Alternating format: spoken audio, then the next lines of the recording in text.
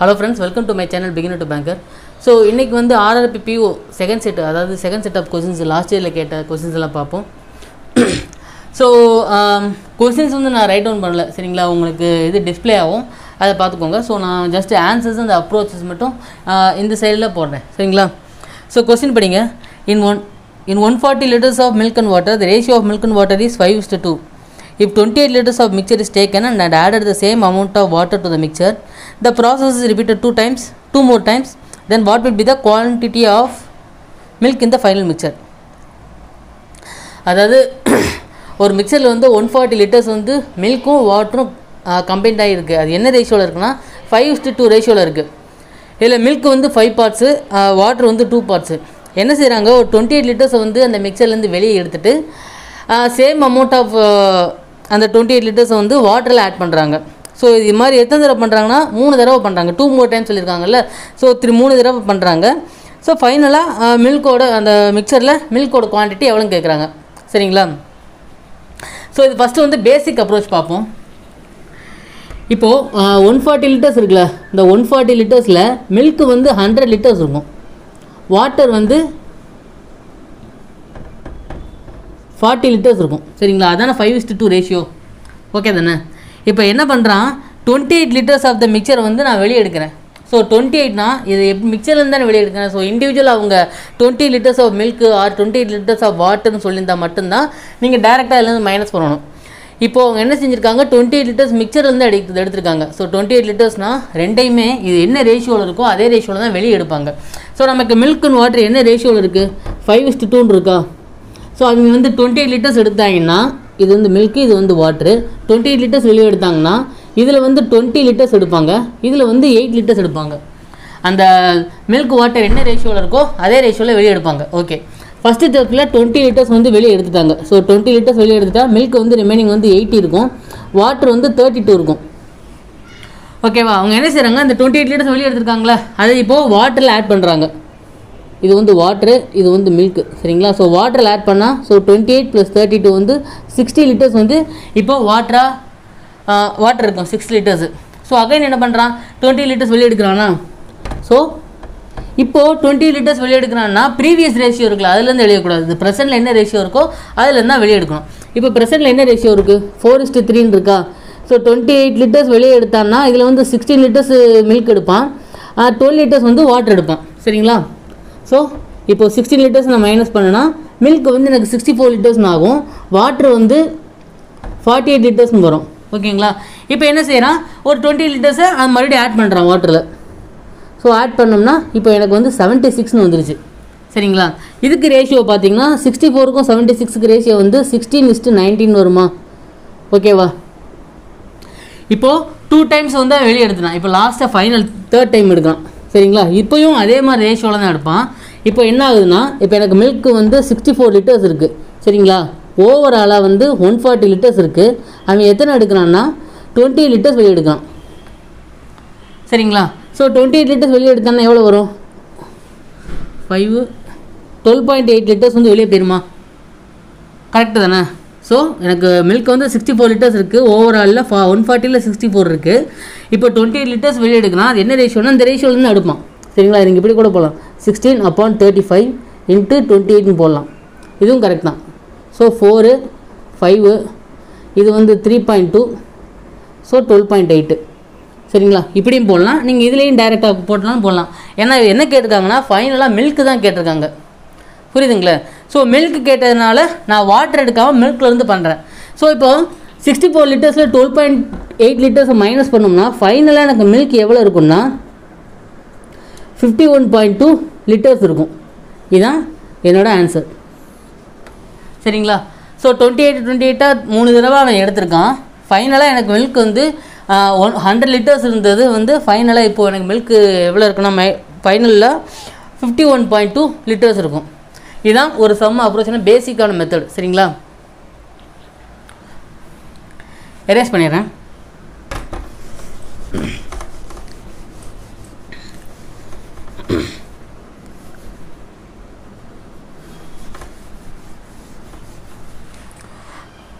So second method பார்ப்போம். Second method வந்து ratio method. ஓகேங்களா? ஸோ இது வந்து ரேஷியோ மெத்தட் வந்து எப்போ ஒர்க் அவுட் ஆகும்னா, இப்போ நான் 28 லிட்டர்ஸ் வெளியே எடுக்கிறேன்ல, எடுத்துகிட்டு அகைன் என்னோடய வெசல்லே நான் ப்ளேஸ் பண்ணிடுறேன். புரியுதுங்களா? ஸோ உங்களுக்கு ஓவரால் குவான்டிட்டி வந்து நான் எத்தனை தடவை வெளியே எடுத்துகிட்டு மறுபடியும் உள்ளே போட்டாலும் ஓவரால் குவான்டிட்டி வந்து சேஞ்ச் ஆகாது. நான் எதை வெளியே எடுக்கிறேனோ அந்த பர்டிகுலர் ஐட்டம் மட்டும்தான் அந்த ரேஷியோ எல்லாம் சேஞ்ச் ஆகுமே தவிர ஓவரால் ரேஷியோ வந்து ஓவரால் குவான்டிட்டி வந்து அந்த மிக்சரில் இனிஷியலாகவும் சரி, இல்லை இன்டர்மீடியட்டாகவும் சரி, இல்லை ஃபைனலாகவும் சரி சேஞ்ச் ஆகாமே தான் இருக்கும். சரிங்களா? இப்போது இதில் நீங்கள் என்ன தெரிஞ்சுக்கணும் ஃபஸ்ட்டு, இப்போ என்ன செய்கிறேன் நான், என் 28 லிட்டர்ஸ் வந்து நான் வெளியே எடுக்கிறேன். ஓகேங்களா? இப்போது 140 லிட்டர்ஸ் வந்து எனக்கு டோட்டலாக இருக்குது. நான் என்ன செய்கிறேன், 28 லிட்டர்ஸ் வெளியே எடுக்கிறேன். ஸோ இந்த 140ல் இந்த 28 எத்தனை லிட்டர்ஸு, 20%. 28 வந்து இந்த 140ல் 20%. சரிங்களா? ஸோ நான் ஓவரால் மிக்சர்லேருந்து 20% எடுக்கிறேன்னா என்ன மீனிங்னா, நான் மில்க்லேருந்து 20% எடுப்பேன், அட் த சேம் டைம் வாட்டர்லேருந்து 20% எடுப்பேன். ஸோ இதான மீனிங்கு. ஓவராலாக நான் என்ன இதில் எத்தனை பர்சன்டேஜ் எடுக்கிறேனோ அத்தனை பர்சன்டேஜ் வந்து மில்க்லையும் எடுப்பேன், வாட்டர்லையும் எடுப்பேன். சரிங்களா? இப்போது நான் ரேஷியோ மெத்தடில் போடுறேன். எனக்கு ஓவரால் ஃபைனலாக என்னோடய ரேஷியோ வந்து 7ன்னு தெரியும். 7னா இந்த 5:2 இருக்குல்ல, அதாவது இந்த 5 பார்ட்ஸ் வந்து மில்க்கு, இந்த 7 பார்ட்ஸ் வந்து ஓவரால் குவான்டிட்டி. ஓவரால் அந்த மிச்சரில் இருக்கிற 140 லிட்டர்ஸு நம்ம இனிஷியல் அந்த 100 140 வந்து 100 40 ஃபில் பண்ணி போட்டோம்ல, அதே கான்செப்ட் தான். ஸோ எனக்கு 7 பார்ட்ஸ் இருக்குது. 7 பார்ட்ஸில் 5 பார்ட்ஸ் வந்து மில்க்கு. சரிங்களா? இப்போ நான் என்ன செய்கிறேன், ஃபஸ்ட்டு வந்து 28 லிட்டர்ஸ் வெளியே எடுத்துட்டேன். 28 லிட்டர்ஸ்னால் 20% தெரியுமா? ஸோ மில்க்லேருந்து 20% வெளியே போயிடுச்சு. அப்போ பேலன்ஸ் எவ்வளோ இருக்கும், 80% இருக்குமா? ஸோ இனிஷியலாக 80% இருக்குது. சரிங்களா? அகைன் என்ன செய்கிறேன், அகைன் ஒரு 28 லிட்டர்ஸ் எடுக்கிறேன். ஸோ 28னா ஓவராலுக்கு 28 எத்தனை பர்சன்டேஜ், 20%. ஸோ அகைன் என்ன ஆகுது, ஒரு 80% இருக்குது. ஸோ அட்லாஸ்ட் நான் மறுபடியும் 28 லிட்டர்ஸ் எடுக்கிறேன். ஸோ 20% வெளியே போயிடுது. ஸோ பேலன்ஸ் இருக்கிறது ஒரு 80%. ஸோ என்னோடய மில்க் இனிஷியல் வந்து 5, 7க்கு 5 ரேஷியோவில் இனிஷியலாக இருக்குது. அதுக்கப்புறம் நான் என்ன செய்கிறேன், 20 லிட்டர்ஸாக 3 டைம் எடுத்துடுறேன். ஸோ இதில் அப்போ பேலன்ஸ் இருக்கிற 80 லிட்டர்ஸாக எனக்கு எவ்வளோ வரும்னா 64/125 வரும். சரிங்களா? அந்த 5 கேன்சல் பண்ணிங்கன்னா 25 டைம்ஸு. ஸோ 64/175. புரியுதுங்களா என்ன பண்ணுறேன்னு? இனிஷியலாக 5-7 இருக்கிற ரேஷியோ வந்து ஃபைனலாக எனக்கு 64/175 வந்துருச்சு. ஓகேங்களா? இப்போது கான்செப்ட் என்னென்னா, இப்போ இந்த 175 இருக்குல்ல, இந்த 175 என்னென்னா நமக்கு ஃபஸ்ட்டு இனிஷியலாக மிக்சர் ஓவரால் மிக்சர் கொடுத்துருக்காங்களே, அந்த 140 லிட்டர்ஸ் தான் இந்த 175. ஸோ அவங்க என்ன கேட்குறாங்க, ஃபைனல் தானே கேட்குறாங்க. ஸோ ஃபைனல் 64 என்னன்னு தான் கேட்காங்க. ஸோ இந்த பாக்ஸில் போட்டிங்கன்னா ஆன்சர் கிடச்சிடும். இப்போது 35 டேபிளில் கேன்சல் பண்ணிங்கன்னா 4, இது 5, இந்த 5 64 அடிச்சிங்கன்னா 12.8. ஸோ 12.8 4 48 3.2 51.2 லிட்டர்ஸ் கிடச்சிடும் மில்க்கு ஃபைனல் ரேஷியோ.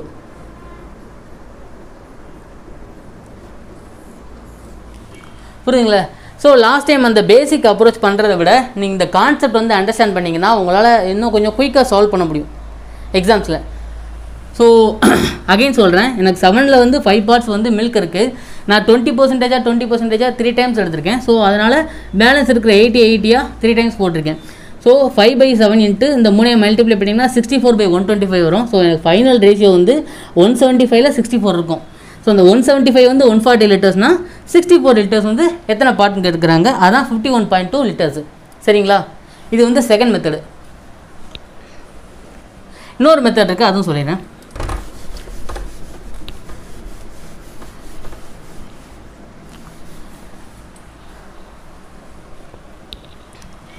இப்போ பார்க்க போகிறது வந்து தேர்ட் மெத்தடு, ஃபார்முலா மெத்தடு. சரிங்களா? ஃபார்முலா என்னென்னா, final mixture equal to initial mixture 1 minus removed quantity upon total quantity n.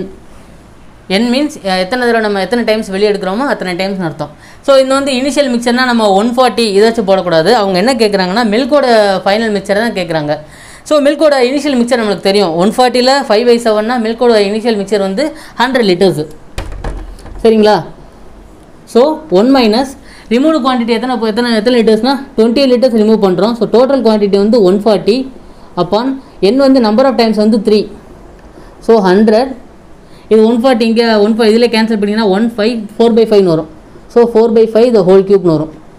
So 100 × 64 × 125 வரும். இது கேன்சல் பண்ணிங்கன்னா 4 டைம்ஸ், இது வந்து 5 டைம்ஸ், இது வந்து 12.8. ஸோ ஃபைனல் மிக்சர் வந்து மில்க் தானே கேட்குறாங்க. ஸோ ஃபைனல் மிக்சர் வந்து எனக்கு 51.2 லிட்டர்ஸ்னு ஆன்சர் கிடைக்கும். சரிங்களா, இதுவும் ஒரு மெத்தடு. நான் அப்போ ரேஷியோவில் போட்டேன்ல, இப்போ ஃபார்முலாவில் போட்டாலும் உங்களுக்கு அதே ஆன்சர் தான் வரும். இன்கேஸ் உங்களுக்கு வந்து மில்க் கேட்காம என்ன கேட்குறாங்க, சப்போஸ் இன்கேஸ் வாட்டர் கேட்குறாங்கன்னு வச்சுக்கோங்களேன். நீங்கள் வாட்டருக்கு என்ன பண்ணணும்னா இதே மாதிரி மில்கை பண்ணி முடிச்சுட்டு அந்த டோட்டல் வந்து நமக்கு என்ன தெரியும் 140 தெரியும்ல, அந்த 140ல் இந்த 51.2 மைனஸ் பண்ணிங்கன்னா வாட்டர் கிடச்சிரும். ஸோ 88.8 லிட்டர்ஸ் கிடச்சிரும். சரிங்களா, ஸோ நீங்கள் வாட்டருக்கு வந்து தனியாக வாட்டருக்குன்னு எடுத்து பண்ண தேவையில்லை. ஸோ மில்க் இதை கண்டுபிடிச்சிட்டிங்கனாலே அந்த டோட்டல் குவான்டிட்டிலேருந்து மைனஸ் பண்ணி வாட்டரும் கண்டுபிடிச்சிடலாம். ஓகேங்களா, என்ன கொடுத்துருக்காங்கன்னா ratio of speed of boat in still water and speed of stream is 4:1. If the difference of time taken by the boat in travelling 45 km upstream and downstream in 2 hours, then find the speed of the stream. அதாவது boat வந்து ஒரு 45 km வந்து upstream போகுது and ஒரு 45 km வந்து down ஸ்ட்ரீமில் போகிறாங்க. சரிங்களா, so time taken எவ்வளோனா 2 hours கொடுத்துருக்காங்க. போட்டோட ஸ்பீடும் ஸ்ட்ரீமோட ஸ்பீடும் வந்து ரேஷியோவில் கொடுத்துருக்காங்க. நம்மளுக்கு ஃபைனலாக ஸ்ட்ரீமோட ஸ்பீடு எவ்வளோ கேட்டிருக்காங்க. சரிங்களா, ஸோ ஃபஸ்ட்டு பேசிக் மெத்தட்லேருந்து போகலாம். இப்போது எனக்கு வந்து போட்டோட ஸ்பீடு என்னன்னு தெரியும்னா, போட்டோட ஸ்பீடு வந்து 4x. சரிங்களா, ஸ்ட்ரீமோட ஸ்பீடு வந்து x. ஓகேங்களா, இப்போ நம்ம என்ன செய்வோம், டவுன் ஸ்ட்ரீம் ஸ்பீடு கண்டுபிடிப்போமா. டவுன் ஸ்ட்ரீம் ஸ்பீடு எப்படி கண்டுபிடிக்கணும், இந்த போட்டையும் ஸ்ட்ரீமையும் ஆட் பண்ணணும், அதான் downstream speed. So 4x + x வந்து எனக்கு டவுன் ஸ்ட்ரீம் ஸ்பீடு வந்து 5x, அப்ஸ்ட்ரீம் ஸ்பீடு வந்து ரெண்டையும் மைனஸ் பண்ணணும். ஸோ 4x - x வந்து 3x. புரியுதுங்களா, ஸோ எனக்கு டவுன் ஸ்ட்ரீம் ஸ்பீடு வந்து 5x, அப்ஸ்ட்ரீம் ஸ்பீடு வந்து 3x. சரிங்களா, இப்போது டைம் டேக்கன் அதாவது டைம் டிஃபரன்ஸ் வந்து 2 hours சொல்லியிருக்காங்களா. ஸோ 2 ஹவர்ஸ்னால் நீங்கள் என்ன அறிஞ்சிருக்கணும்னா, எப்போயுமே ஒரு போட் வந்து டவுன் ஸ்ட்ரீமில் எடுத்துக்கிற டயத்தை விட அப்ஸ்ட்ரீமில் எடுத்துக்கிற டைம் தான் எப்போயுமே அதிகமாக இருக்கும். சரிங்களா, ஸோ எனக்கு ஃபஸ்ட்டு நான் 45 லிட்டர்ஸில் 45 கிலோமீட்டரில் போகிறேன்ல, 45 கிலோமீட்டர் டிஸ்டன்ஸ் கவர் பண்ணுறல, அது வந்து ஸ்பீடு வந்து எனக்கு 3x, அதாவது அப்ஸ்ட்ரீமோட ஸ்பீடு மைனஸ் 45 கிலோமீட்டர் வந்து டவுன் ஸ்ட்ரீம் ஸ்பீடில் போகிறேன். So 5x. ஸோ டிஃபரன்ஸ் வந்து எனக்கு வந்து 2 hours. ஓகேங்களா, நீங்கள் 5x இங்கிட்ட 3x இங்கிட்ட போடக்கூடாது. இது சப்போஸ் டோட்டல் டைம் டேக்கன் வந்து கேட்டிருந்தாங்கன்னா நீங்கள் எப்படினாலும் போட்டுக்கலாம். டிஃபரன்ஸ் கேட்டாங்கன்னா அப்ஸ்ட்ரீம் டைம் தான் ஃபஸ்ட்டு போடணும், அதான் எப்போயுமே டவுன் ஸ்ட்ரீம் டயத்தோட கூட இருக்கும். சரிங்களா, ஸோ இதை கேன்சல் பண்ணிங்கன்னா 15, இது வந்து 9. ஸோ 1/x காமனாக எடுத்திங்கன்னா 6/2. ஸோ 6 = 2ன்னு வரும். ஸோ எக்ஸோட வேல்யூ வந்து 3ன்னு வரும். சரிங்களா, எக்ஸோட வேல்யூ 3 நம்மளுக்கு ஸ்ட்ரீம் ஸ்பீடு தானே கேட்டிருக்காங்க. ஸோ டேரெக்டாக அந்த 3 வந்து இதில் சப்ஸ்டியூட் பண்ணிடலாம். ஸோ ஸ்ட்ரீமோட ஸ்பீடு வந்து எவ்வளோ இருக்கும்னா எனக்கு 3 km/h இருக்கும். 3 km/h. புரியுதுங்களா, பேசிக் மெத்தட் புரிஞ்சுக்கோங்க. போட்டோட ஸ்பீடு ஸ்ட்ரீமோட ஸ்பீடு ரேஷியோவில் இருக்குது. நம்ம அதை 5x 3xன்னு ஸ்பீடு கன்வெர்ட் பண்ணியிருக்கோம். ஸோ டைம் டேக்கன் கண்டுபிடிக்கிறதுக்காக அந்த 45 கிலோமீட்டர் வந்து நான் அப்ஸ்ட்ரீம் ஸ்பீடை வந்து ஃபஸ்ட்டாகவும் டவுன் ஸ்ட்ரீம் ஸ்பீடை வந்து செகண்டாக மைனஸ் பண்ணி போட்டிருக்கேன். ஸோ டிஃபரன்ஸ் வந்து எனக்கு 2 hours ஆயிடுச்சு. ஸோ இந்த எக்ஸ் வேல்யூஸ்லாம் கேன்சல் பண்ணால் ஃபைனலாக எனக்கு எக்ஸோட வேல்யூ வந்து 3 km/h, அதாவது ஸ்ட்ரீமோட ஸ்பீடு வந்து எனக்கு 3 km/h தெரிஞ்சிருச்சு. சரிங்களா, இது வந்து ஃபஸ்ட்டு மெத்தடு. இப்போ செகண்ட் மெத்தட் பார்ப்போம்.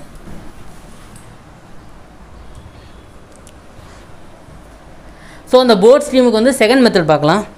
இப்போ என்ன சொல்லியிருக்காங்கன்னா, போட்டோட ஸ்பீடு வந்து 4x. ஸோ ஸ்ட்ரீமோட ஸ்பீடு வந்து x. சரிங்களா, ஸோ டவுன் ஸ்ட்ரீம் ஸ்பீடு எவ்வளோ வரும்னா 4x + x வந்து 5xன்னு வரும். அப்ஸ்ட்ரீம் ஸ்பீடு எவ்வளோ வரும்னா 3xன்னு வரும். இது வந்து ஸ்பீடு. சரிங்களா, ஸோ டைம் வந்து கண்டிப்பாக ஸ்பீடுக்கு வந்து இன்வெர்ஸ் ப்ரொபோஷனலாக தானே இருக்கும். ஸோ இன்வெர்ஸ் ப்ரொபோஷனல்னா டவுன் ஸ்ட்ரீம் டைம் வந்து 3x, அப்ஸ்ட்ரீம் டைம் வந்து 5x. ஸோ இது வந்து டைமு. சரிங்களா, இது ஒரு கான்செப்ட். அதாவது ஸ்பீடுக்கு எப்போயுமே இன்வெர்ஸ் ப்ரொபோஷனலாக தான் டைம் இருக்கும். ஓகேங்களா, ஸோ என்னோட டவுன் ஸ்ட்ரீம் டைம் வந்து 3x, அப்ஸ்ட்ரீம் டைம் வந்து 5x. ஓகேங்களா, ஸோ இந்த ரெண்டுக்கான டிஃபரன்ஸ் இருக்குல்ல, இந்த 2x தான் என்ன அர்த்தம்னா இந்த 2x தான் என்னோட 2 ஹவர்ஸ் கொடுத்துருக்காங்களா டிஃபரன்ஸு. இந்த 2x தான் இந்த 2 ஹவர்ஸு.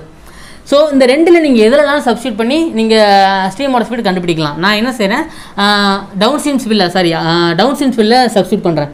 ஸோ 2x வந்து எனக்கு 2 ஹவர்ஸ்னால் 3x எவ்வளோனா 3 ஹவர்ஸு. ஸோ எனக்கு டைம் டேக்கன் தெரிஞ்சிருச்சு. அதாவது அந்த 45 கிலோமீட்டரை போட்டில் வந்து 3 ஹவர்ஸில் நான் ட்ராவல் பண்ணி முடிச்சிடறேன்.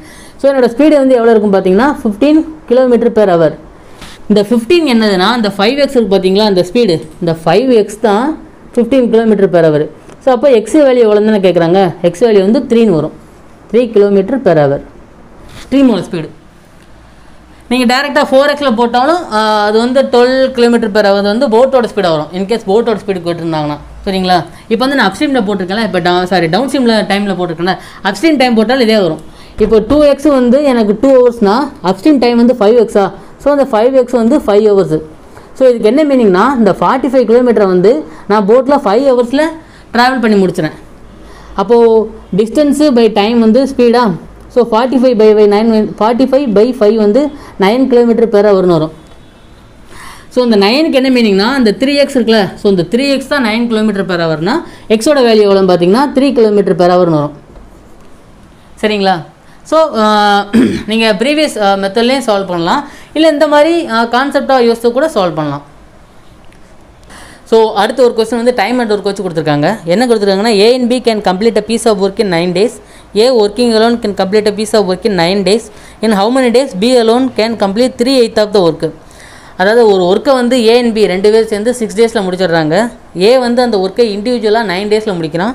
ஸோ என்ன கேட்டிருக்காங்கன்னா B வந்து அதே ஒர்க்கில் 3/8 of the பார்ட்டை வந்து எத்தனை நாளில் முடிப்பான்னு கேட்டிருக்காங்க. ஸோ இது ரொம்ப சாதாரண சமங்க. ஸோ இது வந்து எல்சிஎம்எத்திலே போடலாம். A and B வந்து 6 டேஸு சரிங்களா, A மட்டும் 9 டேஸு. ஸோ டோட்டல் ஒர்க் வந்து எனக்கு 18. இது வந்து A + B, இது வந்து A. ஸோ டோட்டல் ஒர்க் 18னா எஃபிஷியன்சி வந்து இது வந்து 3, இது வந்து 2. ஸோ ஏவோட எஃபிஷியன்சி வந்து 2, பியோட எஃபிஷியன்சி வந்து 1. ஸோ டோட்டல் ஒர்க் எத்தனை கொடுத்துருக்காங்க, டோட்டல் ஒர்க் வந்து நமக்கு 18 தெரிஞ்சு போச்சு. இதில் வந்து 3/8 of the ஒர்க்கு சரிங்களா. ஸோ பியோட எஃபிஷியன்சி வந்து 1/1, ஏன்னா 1 தானே பியோட எஃபிஷியன்சி, ரொம்ப சேஞ்ச் வராது. ஸோ 54/8 வரும்.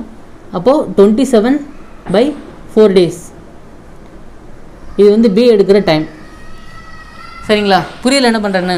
ஏபிக்கு வந்து 6 டேஸு 9 டேஸு. இது எஃபிஷியன்சியில் டோட்டல் ஒர்க் கண்டுபிடிக்கிறதுக்கு எல்சிஎம் எடுத்திங்கன்னா எல்சிஎம் வந்து 18 வரும். எஃபிஷியன்சி கண்டுபிடிக்கிறதுக்கு வந்து 6 × 3 8, 9 × 2 வந்து 18.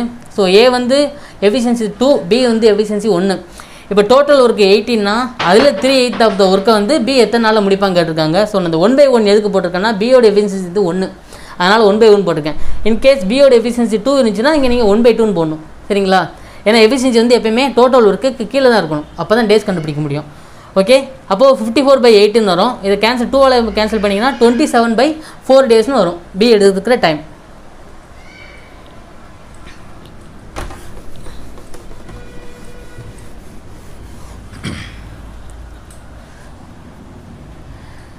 ஸோ அடுத்த சம் பாருங்கள். ஆவரேஜ் வச்சு ஒன்று கொடுத்துருக்காங்க. There are 75% of boys out of total students in a school and 39% of the total students in school went for a picnic. If 32% of the total boys went for a picnic, then what percentage of total girls went for a picnic? So ஒரு ஸ்கூலில் வந்து 75% வந்து boys மட்டும் இருக்காங்க. So balance 25% வந்து girls இருக்காங்க. இதில் 39% of the students வந்து பிக்னிக் போகிறாங்க சரிங்களா. அதில் 39% வந்து ஓவராலாக டோட்டல் ஸ்டூடெண்ட்ஸில் 39% வந்து பிக்னிக் போகிறாங்க. பாய்ஸில் வந்து 32% போகிறாங்க. அப்போ கேர்ள்ஸில் எத்தனை பர்சன்டேஜ் போகிறாங்க கேட்குறாங்க. இது நீங்கள் 100 அதுலேருந்து 75 அதுலேருந்து 25 போட வேண்டியது, டேரெக்டாக அலிகேஷன்லேயே போடலாம்.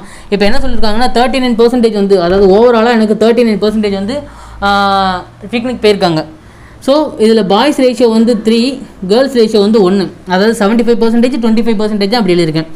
ஸோ 39%னா ஓவரால் போட்டிருக்கேனா. ஸோ பாய்ஸ் வந்து 32%. ஸோ பாய்ஸ் 32%னா கேர்ள்ஸ் வந்து எத்தனை பர்சன்டேஜ்னு கேட்குறாங்க சரிங்களா. ஸோ இந்த மாதிரி சம்முக்கு ஒரு சில பேர் வந்து இப்போ 75%, மொத்தம் டோட்டலாக 100, பாய்ஸ் வந்து 75, கேர்ள்ஸ் வந்து 25, இப்போ 39 பேர் போயிருக்காங்க. அப்போ 75ல் 32% எவ்வளோன்னு பார்த்து அந்த 39ல் மைனஸ்லாம் பண்ணிட்டு இருக்கக்கூடாது. அது வந்து டைம் வேஸ்ட்டு.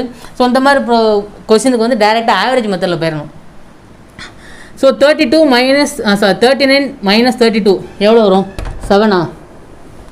ஸோ புரியுதுங்களா என்ன சொல்லிடுறேன்னு? 39 மைனஸ் 32 வந்து 7.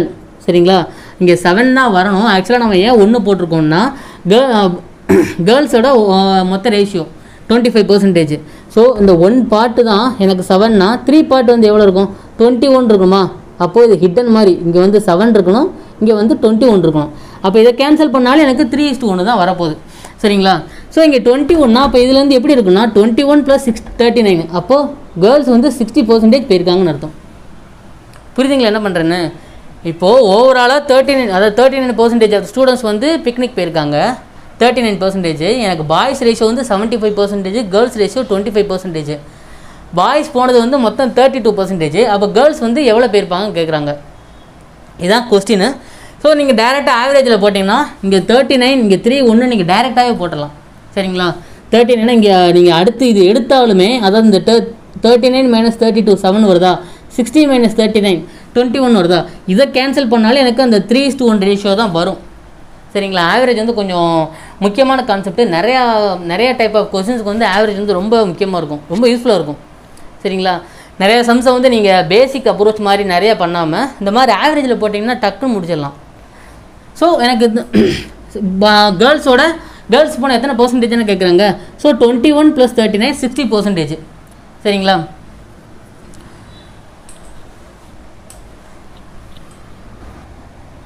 ஸோ நெக்ஸ்ட் பாருங்கள், நம்பர் ஆஃப் ஒரு பர்சன்டேஜ் வந்து கொடுத்துருக்காங்க. Number of passed students in exam in section A and B are 240 and 210. In section A 40% of the students got failed and in section B 30% of the students got failed. Then find the difference between the total number of students in section A and section B. இது ரொம்ப சின்ன கொஸ்டின்ங்க, பார்க்குறதுக்கு இப்போ 2-4 லைனில் இருக்க மாதிரி இருக்குது. ரொம்ப ஈஸியான கொஸ்டின். இப்போ 40% வந்து செக்ஷன் ஏல வந்து ஃபெயில் ஆகிட்டாங்க. So 60% pass ஆகிருப்பாங்களா? ஸோ 60% எத்தனை? ஸோ 60% வந்து 240. அப்போ 100% எத்தனை இருக்கும்? 400 இருக்குமா? இது வந்து செக்ஷன் ஏ. அந்த என்ன சொல்லியிருக்காங்கன்னா 30% வந்து செக்ஷன் பியில் ஃபெயில் ஆகிருக்காங்க. அப்போ 70% வந்து பாஸ் ஆகிருப்பானுங்க. 70% வந்து 210னா 100% எவ்வளோ வரும்? 300 வருமா? So section B. ஓவரால் தானே கேட்குறாங்க. 400 மைனஸ் 300. ஸோ ஏ மைனஸ் பி எவ்வளோ வரும்னா 100ன்னு வரும். ஓகேங்களா? 40% வந்து செக்ஷன் ஏல ஃபெயில் ஆகிருக்காங்க. ஸோ பேலன்ஸ் 60% வந்து பாஸ் ஆகிருப்பாங்க. சரிங்களா? 60% வந்து 240னா அவங்க ஓவராலில் தானே கேட்குறாங்க, மொத்தம் எவ்வளோ டிஃபரன்ஸ் தானே கேட்குறாங்க. ஸோ 100% 400. அதே மாதிரி 30% செக்ஷன் பியில் ஃபெயில் ஆகிருக்காங்க. ஸோ 70% வந்து ஆப்வியஸில் பாஸ் ஆகிருப்பாங்க. ஸோ 100% வந்து 300. ஸோ ஏ மைனஸ் பி 400 மைனஸ் 300 வந்து 100ன்னு வந்துடும். Rajan lent 2 equal sums, one at 13% per annum for 5 years and 9% per annum for 6 years and both at simple interest. If the difference between the interest received in two cases is 1320, find the sum. இது ரொம்ப easy கொஸ்டின்ங்க. இது ரொம்ப பெரிய கஷ்டமே இல்லை. இது வந்து நம்ம டைரெக்டாகவே போடலாம். So 13% for 5 இயர்ஸ்னால் 65%. So 9% for 6 இயர்ஸ்னால் 54%. So 65 minus 54 வந்து 11%. ஸோ 11% வந்து 1320னா 100% எவ்வளோன்னு பார்த்தீங்கன்னா 12000 12,000. சரிங்களா?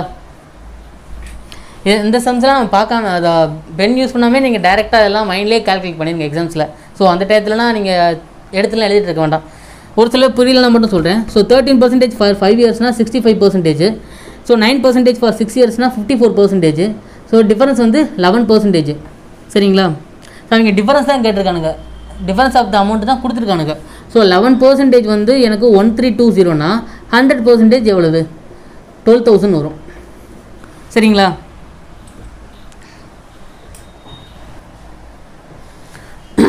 ஸோ அடுத்த கொஸ்டின் ஒரு டைம் அண்ட் ஒர்க்கில் இருக்குது. நேற்று பார்த்த மெத்தடில் உள்ள ஒரு sum. A and B can together finish a work in 6 days. It is given that A takes 9 days less than B to complete the work. Find the number of days taken by B to complete the work alone. சரிங்களா? இது வந்து normal method எல்லாருக்குமே தெரியும். ஏ வந்து 1/x days, B வந்து 1/x + 9. So 2 பேர் சேர்ந்து வந்து 1 day ஒர்க் வந்து 1/6.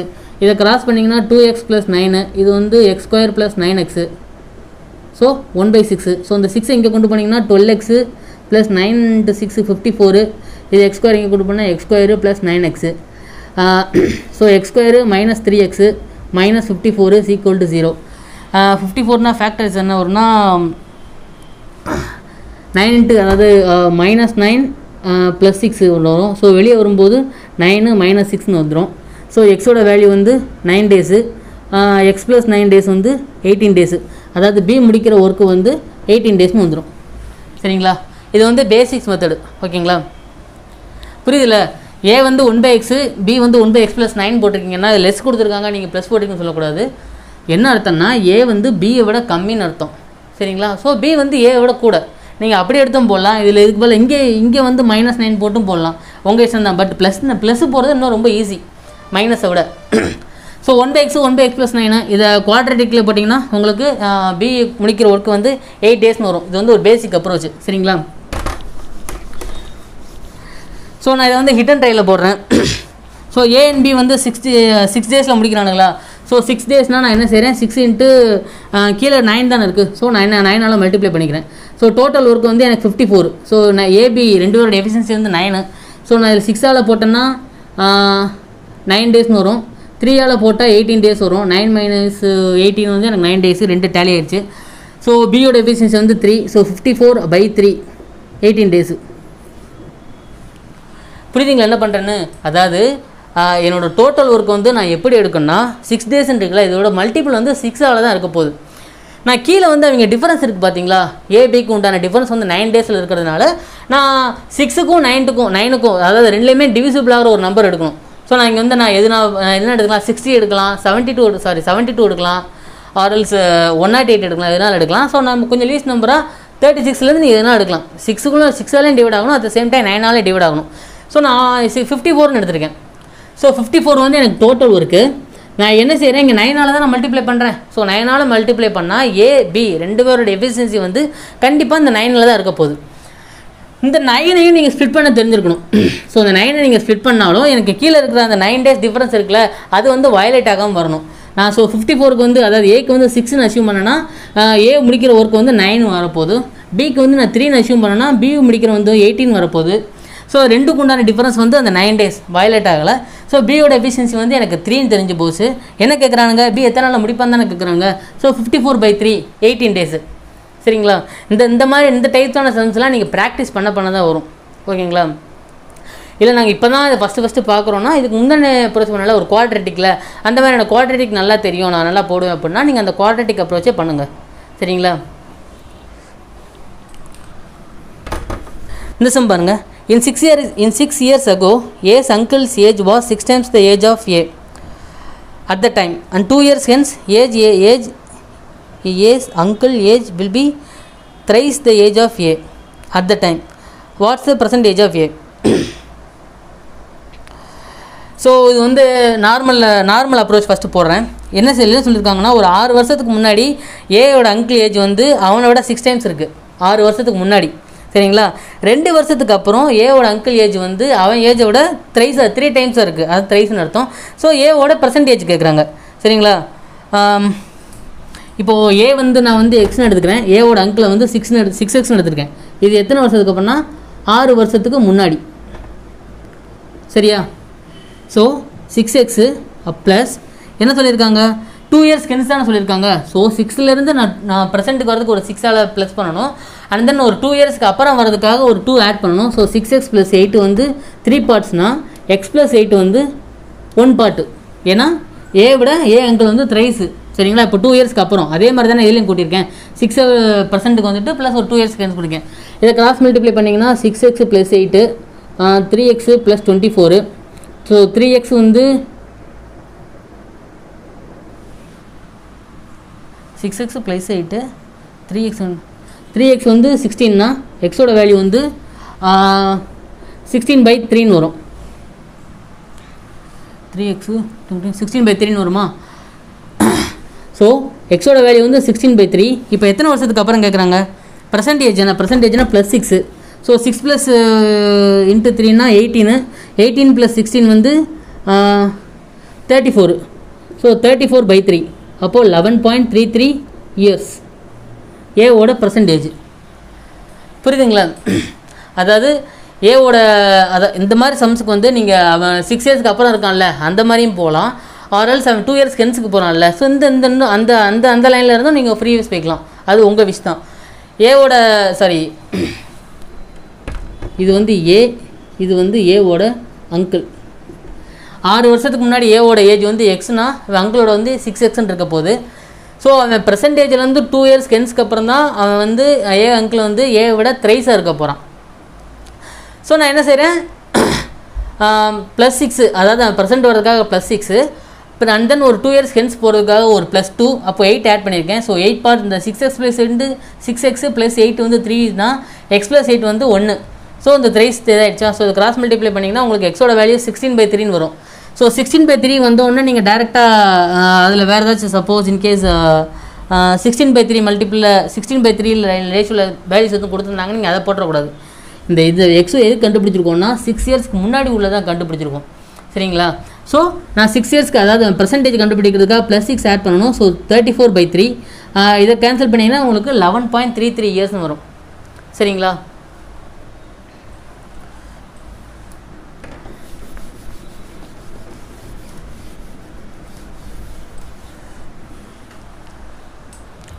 ஸோ செகண்ட் மெத்தட் சொல்கிறேன். செகண்ட் மெத்தட் என்னென்னா ஏ வந்து ஏவோட அங்கிள் வந்து 6, ஏ வந்து 1 பார்ட்டு அதாவது 6 டைம்ஸு 2 இயர்ஸ் ஹென்ஸ் தானே. ஸோ 2 இயர்ஸ் ஹென்ஸ்னால் ஏவோட அங்கிள் வந்து 3, ஏ வந்து 1. அப்போது இவங்க 2 பேருக்கும் டைம் டிஃபரன்ஸ் வந்து இங்கே 8 + 8, இதுவும் வந்து +8 சரிதானே. இந்த +8 நான் என்ன செய்கிறேன், +8 வந்து கீழே போடுறேன். என்ன பண்ணுறேன்னு புரியுதுங்களா. அதாவது 6 இயர்ஸ்க்கு முன்னாடி ஏ வந்து 1னா ஏவோட அங்கிள் வந்து 6 டைம்ஸ் இருப்பான். ஸோ 2 இயர்ஸ் ஹென்ஸ்னால் ப்ரெசென்ட்லேருந்து ஒரு 2 இயர்ஸ்க்கு அப்புறம். ஸோ ஏ வந்து 1னா ஏவோட அங்கிள் வந்து 3 இருப்பான். ஸோ இவங்க 2 பேருக்கு உண்டான அந்த டைம் டிஃபரன்ஸ் இருக்குல்ல, அது வந்து டோட்டலாக 8 இயர்ஸ். நான் 8 வந்து கீழே போட்டுக்கிறேன். ஸோ அதை கிராஸ் மல்டிப்ளை பண்ணிங்கன்னா 6 × 1 வந்து 6, 1 × 3 வந்து 3. ஸோ 3 பார்ட்ஸ் எவ்வளோ வரும்னா 3 × 18 வந்து 3 × 8 வந்து 24, 1லேருந்து 8 மைனஸ் பண்ணிங்கன்னா 6. ஸோ 3 பார்ட்ஸ் வந்து எனக்கு 16னா 1 பார்ட் வந்து எவ்வளோ வரும்னா 16/3 வரும். சரிங்களா. ஓகேவா. இந்த 1 பார்ட் 16/3னா ஸோ ப்ரெசென்ட் தானே கேட்குறாங்க, 16/3 ப்ளஸ் ஒரு 6 இயர்ஸு. ஸோ டோட்டலாக 34/3 வரும். ஸோ அவனோட ஏஜ் வந்து 11.33 இயர்ஸ்னு வந்துடும். புரியுதில்ல என்ன பண்ணுறேன்னு. இந்த +8 வந்து நான் கீழே போட்டிருக்கேன். ஸோ இந்த மாதிரி டைப்பான கொஸ்டின்ஸ்க்கு வந்து இந்த டைம் லிமிட் இன்க்ரீஸ் ஆகும்ல. இங்கே 8 வரதுனால 8 போகிறீங்களா அப்படின்னு கிடையாது. இந்த டைம் லிமிட்டில் என்ன இருக்கோ அதை தான் நம்ம கீழே போடணும். சப்போஸ் ஒருத்தனுக்கு வந்து 5 இயர்ஸும் ஒருத்தனுக்கு 6 இயர்ஸ் கேட்டால் நீங்கள் 5, 6ன்னு போடணும். சரிங்களா. ஸோ 6 × 1 வந்து 6, 1 × 3 வந்து 3, இது ரெண்டையும் மைனஸ் பண்ணோம்னா எனக்கு 3 பார்ட்ஸு. 3 × 8 வந்து 24, 1 × 8 வந்து 8. ஸோ 24 - 8 வந்து 16. ஸோ இந்த 3 பார்ட்ஸ் வந்து 16னா இந்த 1 பார்ட் எவ்வளோன்னு பார்த்தீங்கன்னா 16/3 வரும். சரிங்களா. ஸோ நமக்கு ப்ரெசென்ட் தானே கேட்குறாங்க. ஸோ 16/3 + 6 வந்து 34/3. அவனோட ஏஜ் வந்து 11.33 இயர்ஸ்னு கிடச்சிரும். ஓகேங்களா.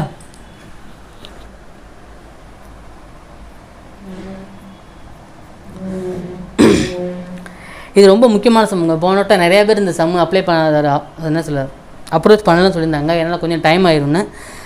பைப்ஸ் அண்ட் கான்செப்ட் வந்து ரொம்ப ரொம்ப முக்கியமான கான்செப்ட். டைம் அண்ட் ஒர்க் எப்படியோ அதே தான் பைப்ஸ் அண்ட் சிஸ்டம்ஸும், ரொம்ப பெரிய வித்தியாசம் கிடையாது. அண்ட் தென் பைப்பில் வந்து ஒரு லீக்கேஜ் பைப், அதாவது டைம் அண்ட் ஒர்க்கில் வந்து டெஸ்ட்ராய் சொல்கிறோம்ல, அது மாதிரி பைப்பில் வந்து ஒரு லீக்கேஜ்னு ஒன்று கான்செப்ட் இருக்குது. அது மட்டும்தான். அது கிளாஸ் அது என்ன சொல்ல ப்ரிப்பேர் பண்ணிக்கிட்டு இருக்கேன் கிளாஸ் எடுக்கிறதுக்கு. ஸோ ஒரு எவ்வளோ சீக்கிரம் முடியுமோ அவ்வளோ சீக்கிரம் வந்து அந்த கான்செப்ட் கிளாஸ் எடுத்துருவோம். ஸோ கொஸ்டினில் போகலாம். 2 pipes A and B can fill a tank in 24 minutes and 36 minutes. Another pipe C can empty the tank in 18 minutes. All 3 pipes are opened alternately for 1 minute each in the empty tank, such that A opened first, B, C alternatively. In what time the tank will be filled? So அதாவது ஏங்கிற ஒரு pipe வந்து ஒரு tank வந்து 24 மினிட்ஸில் fill பண்ணுறான். So பிங்கிற ஒரு டேங்க் வந்து 36 மினிட்ஸில் ஃபில் பண்ணுறான். சிங்கிற ஒரு டேங்க் வந்து 18 மினிட்ஸில் அந்த டேங்க் வந்து எம்டி பண்ணுறான். இவங்க என்ன செய்கிறாங்க, அல்டர்னேட்டிவாக ஃபஸ்ட்டு ஏ வந்து ஒரு 1 மினிட்டு, பி வந்து ஒரு 1 மினிட்டு, சி வந்து ஒரு 1 மினிட்டு, இந்த ஆர்டரில் போகிறாங்க. Alternative concept. சரிங்களா. அது ரொம்ப முக்கியம். யாரும் தெரியாதுன்னா அதை லேர்ன் பண்ணிக்கோங்க. அப்படி பண்ணால் உங்களுக்கு வந்து என்ன டயத்தில் வந்து அந்த ஒர்க்கு, அதாவது அந்த டேங்க் வந்து ஃபில் ஆகும் கேட்டிருக்காங்க. ஸோ ஏ வந்து 24 மினிட்ஸு, பி வந்து 36 மினிட்ஸு, சி வந்து 18 மினிட்ஸு மைனஸு. ஏன்னா இது வந்து எம்டி பைப்பில். ஸோ டோட்டல் ஒர்க் எவ்வளோ வரும்னா 72ன்னு வரும். இந்த எல்சிஎம்லாம் நீங்கள் பார்த்த உடனே எடுக்கிறதுக்கு லேர்ன் பண்ணிக்கோங்க சரிங்களா. ஸோ அதுக்கு இந்த எக்ஸாம்ஸில் போய்ட்டு இங்கே 24 இங்கே 36 இந்த 18 ஸோ 18 போடுறேன் இப்படிலாம் பண்ணிட்டு கூடாது சரிங்களா. Time waste. இதெல்லாம் பார்த்தே போடுறதுக்கு லேர்ன் பண்ணிக்கோங்க. ஸோ 72 வந்து டோட்டல் ஒர்க்குனா ஏ வந்து 3, பி வந்து 2, சி வந்து -4 சரிங்களா. ஸோ அடுத்த ஸ்டெப்ஸ் ரொம்ப முக்கியம். இப்போ பாருங்கள், இப்போ ஃபஸ்ட்டு மினிட்டில் வந்து ஏ வந்து ஃபில் பண்ணுவான் ஒரு 1 மினிட்டில். ஸோ செகண்ட் மினிட்டில் வந்து பி வந்து ஃபில் பண்ணுவான் ஒரு 1 மினிட்டு. தேர்ட் மினிட்டில் வந்து சி வந்து ஃபில் பண்ணுவான் ஒரு 1 மினிட்டு. ஸோ ஏ வந்து எவ்வளோ ஃபில் பண்ணுவான்? 3 யூனிட்ஸ் ஃபில் பண்ணுவானா? பி வந்து 2 யூனிட்ஸ் ஃபில் பண்ணுவான். ஸோ சி வந்து -4 யூனிட்ஸ் ஃபில் பண்ணுவான். ஸோ எனக்கு என்ன ஆகுதுன்னா இந்த 3 மினிட்ஸில் எனக்கு வந்து எவ்வளோ ஃபில் ஆகுதுன்னா 3 + 2 5 யூனிட்ஸு -4 1 யூனிட் தான் ஃபில் ஆகுது. புரியுதுங்களா? A first, B second, C தேர்ட்னா ஃபஸ்ட்டு ஏ ஒரு 3 யூனிட்டு, பி 2 யூனிட்டு, சி வந்து ஒரு -4னா இந்த 3 நிமிஷத்துக்கு சேர்த்து எனக்கு 1 யூனிட் தான் ஃபில் ஆகுது. ஸோ எனக்கு எவ்வளோ எனக்கு டோட்டல் ஒர்க்குனா நான் 72 யூனிட்ஸ் வந்து ஃபில் பண்ணி ஆகணும் சரிங்களா. இப்போ நான் என்ன செய்கிறேன், இதை வந்து × 66ன்னு போடுறேன் சரிங்களா. நீங்கள் டேரெக்டாக 72லாம் போடக்கூடாது. அல்டர்னேட் கான்செப்ட் வந்து புரிஞ்சுக்கோங்க. இப்போ டேரெக்டாக 72னா இன்கேஸ் இதிலே கூட ஃபில் ஆகலாம், இதுலேருந்து ஃபில் ஆகலாம். ஸோ தேர்டில் 3லேயுமே வந்து சேர்த்து ஃபில் ஆகலாம் சரிங்களா. ஸோ டேரெக்டாக 72 போடக்கூடாது. அது கரெக்டாக ஃபிட் ஆகுதான்னு பார்த்துட்டு செக் பண்ணிட்டு போடுங்க. ஸோ நான் என்ன செய்கிறேன், லீஸ்ட் வேல்யூ ஒரு 66ன்னு போட்டுக்கிறேன் சரிங்களா. ஸோ 66னா இது 3 மொத்தம் 3 தானே கொடுத்துருக்காங்க. ஸோ 66னா 1 2 3 1 2 3 இந்த மாதிரி கரெக்டாக 66 டைம்ஸ் வந்து இது கரெக்டாகிடும். இப்போ அடுத்து வந்து 66 × 3 வந்து 198. ஸோ 199 மினிட்ஸில் வந்து ஒரு 66 + 3 ஏ வந்து ஃபில் ஆகும். ஸோ 200 மினிட்ஸில் வந்து 69 + ஒரு 2 பி வந்து ஃபில் ஆகும். அப்போது 201ல் வந்து எனக்கு வந்து இப்போ எத்தனை ஆச்சு, 69 + 2 71 வந்துருச்சா. ஸோ பி வந்து என்ன செய்வான், 71ல் ஒரு -4 வந்து வெளியே எடுத்துருவான். அப்போ எனக்கு அகைன் என்ன ஆகுது, 67 ரிவர்ஸில் போயிருதா. ஸோ 201 மினிட்ஸில் வந்து எனக்கு 71 - 4 67 யூனிட்ஸ் தான் ஃபில் ஆகுது. அதனால தான் நான் சொன்னேன் டேரெக்டாக நீங்கள் எடுத்து போடக்கூடாதுன்னு. ஸோ என்ன ஆகுது, இப்போது 202ல் என்ன ஆகுதுன்னா -4 போயிடுச்சுன்னா அகைன் வந்து ஏ வந்து ஃபில் பண்ணுறான். ஸோ 67 + 3 அப்போது 70 வந்து ஃபில் ஆயிடுச்சு. ஸோ 203 மினிட்ஸில் என்ன ஆகுதுன்னா 70 + 2 ஸோ 72 யூனிட்ஸ் ஃபில் ஆயிடுச்சு. இப்போது இந்த 203ல் அந்த வேல்யூ முடிஞ்சிருச்சு. நம்ம அடுத்து சிக்கு போக தேவையில்லை. புரியுதுங்களா என்ன பண்ணுறேன்னு. 202லேயே எனக்கு 70 + 2 72 யூனிட்ஸ் அந்த டேங்க் இருக்குல்ல ஃபுல் ஆயிடுச்சு. ஸோ அதுக்கப்புறம் தானே நான் லீக்கேஜ் வந்து திறந்து விடுவேன். எனக்கு டேங்க் ஃபுல் ஆகிட்டா அடுத்த பைப்பை திறக்கணும் அவசியம் இல்லையே. ஸோ அந்த 203ல் வந்து என்னோடய ஒர்க்கு வந்து முடிஞ்சு. புரியுதுங்களா? இதுதான் அல்டர்னேட் கான்செப்ட். புரியுதுங்களா? நீங்கள் ஏன் டேரெக்டாக 72 போடக்கூடாதுன்னு சொன்னேன்னு. ஸோ இந்த அல்டர்னேட் கான்செப்ட் வந்து உங்களுக்கு டைம் அண்ட் ஒர்க்கில் ரொம்ப ரொம்ப இம்பார்ட்டன்ட் கான்செப்ட். நான் கண்டிப்பாக எக்ஸாம்ஸில் கேட்பாங்க. மேக்ஸிமம் பைப்ஸ் கேட்டாங்கன்னா அல்டர்னேட்டிவ் கான்செப்டில் தான் கேட்பாங்க RRPPOக்கு. ஸோ இது வந்து நல்லா லேர்ன் பண்ணிக்கோங்க. ஏபிசி 3 பைப் இருக்குது. 24 36 -18 இருக்குது. நான் டோட்டல் ஒர்க் கண்டுபிடிச்சி எஃபிஷியன்சியை ஃபைன் பண்ணிட்டேன். ஸோ 3 மினிட்ஸில் வந்து எனக்கு வந்து 1 யூனிட் ஃபில் ஆகுது. நான் லீஸ்ட் வேல்யூவாக அதாவது அந்த 3 இருக்குல்ல, இப்போ நீங்கள் 67 போட்டிங்கன்னா நெக்ஸ்ட் இது வந்து இந்த 2லேருந்து தான் ஸ்டார்ட் பண்ணணும். 68 போட்டிங்கன்னா 66 67 68 போட்டு சிலேருந்து தான் ஸ்டார்ட் பண்ணணும். ஸோ நான் 3மே கவர் ஆகிறதுக்காக 66லேருந்து போட்டிருக்கேன். ஸோ 66 போட்டால் 198 மினிட்ஸு. 190 மினிட்ஸில் வந்து எனக்கு 66 பார்ட்ஸ் மட்டும் ஃபுல்லாக இருக்குது. ஸோ அந்த நான் ஒன்றுனா கூட்டிகிட்டே போகும்போது ஃபைனலாக எனக்கு 203 மினிட்ஸில் வந்து என்னோடய டேங்க் வந்து ஃபுல் ஆயிடுச்சு. ஓகேங்களா? ஸோ ஆன்சர் இதுக்கு என்னென்னு பார்த்தீங்கன்னா 203 மினிட்ஸ். சப்போஸ் அவங்க ஹவரில் கூட கேட்கலாம். ஹவரில் கேட்டாங்கன்னா அது 60 டிவைட் பண்ணி நீங்கள் தான் கன்வெர்ட் பண்ணிக்கணும் சரிங்களா. கொஸ்டினில் அதாவது ஆப்ஷன்ஸில் என்ன கேட்குறாங்கன்னு பார்த்துட்டு அதை அப்ரோச் பண்ணுங்கள். ஸோ இந்த சம் பாருங்கள். இந்த சம் என்ன சொல்லியிருக்காங்கன்னா, குமார்னு ஒருத்தன் வந்து அவனோட ஆர்டிக்கிளை வந்து 13 1/3% ப்ராஃபிட்டில் ஆஃபீஸ் செல்லிங் ப்ரைஸ்லேருந்து செல் பண்ணுறான் சரிங்களா. அண்ட் தென் அதை ராமன் ஒருத்தன்ட்ட விற்கிறான். அவன் ராமுங்கிற வாங்கி 7% லாஸ்ட்டில் விற்கிறான். ஓகேவா? ஸோ அவன் செல் பண்ண அமௌண்ட் வந்து கடைசியாக கொடுத்துருக்காங்க 1110 rupeesனு. ஸோ இப்போது ஃபஸ்ட்டு அந்த குமாருக்கு அவனோட ஒரிஜினல் காஸ்ட் ப்ரைஸுக்கும் ராம் செல் பண்ண அந்த செல்லிங் ப்ரைஸுக்கும் உண்டான டிஃபரன்ஸு கேட்டிருக்காங்க. ஓகே, இப்போது குமார் வந்து என்ன செய்கிறான், 13 1/3% வந்து ப்ராஃபிட்டில் செல் பண்ணுறான். So so 13 1/3%னா 40/300. ஸோ 2/15 போகணும். ஸோ இந்த இதில் கேன்சல் பண்ணிங்கன்னா ஃபைனலாக 2/15 கிடைக்குமா? இதில் வந்து நீங்கள் 15 இருக்குல்ல, இந்த 15 வந்து நீங்கள் காஸ்ட் ப்ரைஸ்னு அஷ்யூம் பண்ணக்கூடாது. அவங்க என்ன தெளிவாக சொல்லியிருக்கானுங்க, 13 1/3% ஆஃப் இஸ் செல்லிங் ப்ரைஸ்னு சொல்லியிருக்கானுங்க. ஓகேங்களா? இப்போ அவன் 15 வந்து அந்த ஆர்டிக்கிளை வந்து செல் பண்ணிட்டான், அவனுக்கு 2 rupees ப்ராஃபிட்டு.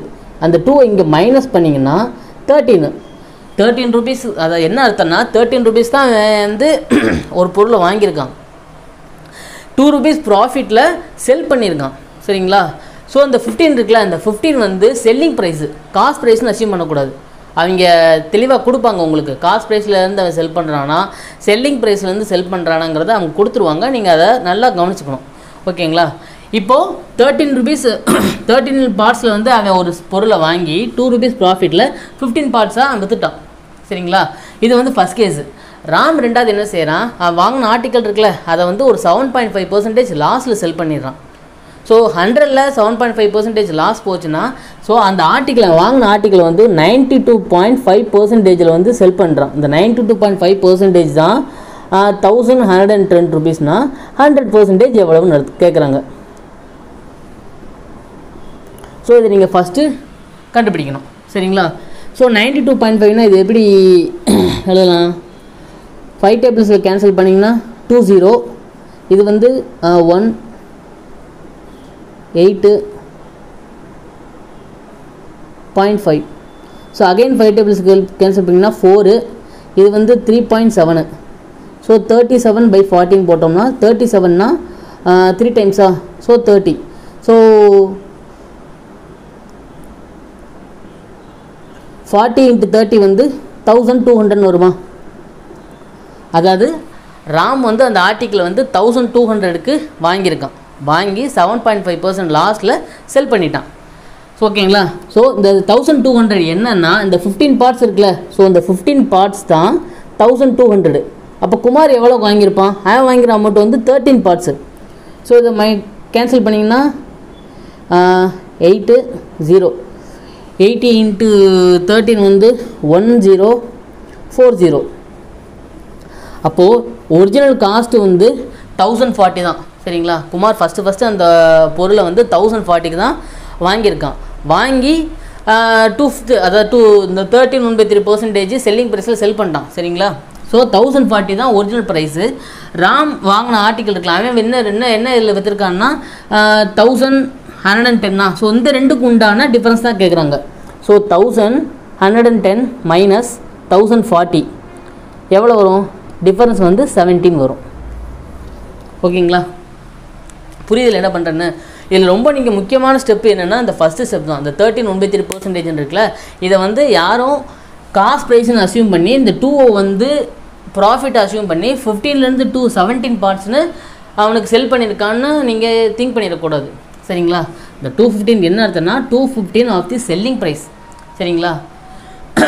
ஸோ 13 பார்ட்ஸில் வாங்கி 2 rupees ப்ராஃபிட்டில் 15க்கு செல் பண்ணுறான்னு அர்த்தம். ஓகேங்களா? ஸோ அவங்க என்ன கேட்டிருக்காங்க, ஒரிஜினல் காஸ்ட் வந்து நம்ம 1014 ஃபைன் பண்ணியிருக்கோம், ராம் செல் பண்ணது அமௌண்ட் வந்து 1110. ஸோ இந்த ரெண்டுக்கான டிஃபரன்ஸ் தான் கேட்குறாங்க. ஸோ இந்த ரெண்டுக்கான டிஃபரன்ஸ் வந்து 70 rupees. சரிங்களா? ஸோ நெக்ஸ்ட் செஷனில் வந்து ஒரு 10 கொஸ்டின் பார்த்துட்டோம்.